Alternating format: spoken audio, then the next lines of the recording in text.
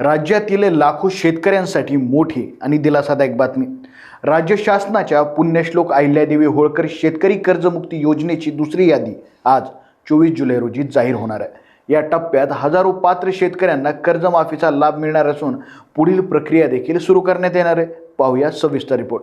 सहकार मंत्री बाबासाहेब पाटील यांनी दिलेल्या माहितीनुसार या टप्प्यात 61,900 शेतकऱ्यांना तब्बल 523 कोटी रुपयांच्या कर्जमाफीचा लाभ मिळणार आहे। काही पात्र शेतकऱ्यांना उपमुख्यमंत्री सुनेत्रा पवार यांच्या हस्ते लाभपत्राचं वितरण देखील करण्यात येणार आहे। योजनेअंतर्गत 2 लाख रुपयापर्यंतचे थकीत पीक कर्ज असलेल्या पात्र शेतकऱ्यांची यादी टप्प्याटप्प्याने जाहीर केली जाणार आहे। राज्यातील इतर जिल्ह्यातील पात्र लाभार्थ्यांच्या याद्याही लवकरच प्रसिद्ध होणार असल्याचं शासनाने स्पष्ट केलं।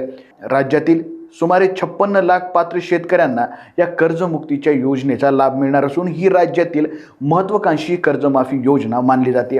लाभार्थ्यांची यादी महा-आय-टीनं विकसित केलेल्या पोर्टलवर अपलोड करण्यात आली आहे। यादीतील प्रत्येक पात्र शेतकऱ्याला नोंदणीकृत मोबाईल क्रमांकावर SMS-द्वारे सूचना पाठवण्यात येणार आहे। तसेच ही यादी ग्रामपंचायत कार्यालय, विविध कार्यकारी सेवा सहकारी संस्था आणि संबंधित बँक शाखांमध्येही उपलब्ध करून देण्यात येणार आहे। कर्जमाफीचा लाभ मिळवण्यासाठी आधार प्रमाणीकरण अनिवार्य आहे। प्रत्येक लाभार्थ्याला एक विशिष्ट क्रमांक देण्यात येईल।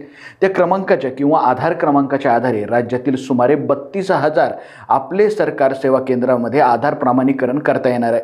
जे शेतकऱ्यांनी अद्याप ॲग्रीस्टॅकवर नोंदणी केलेली नाही त्यांनी ती तातडीनं करण्याचं आवाहनही करण्यात आलं।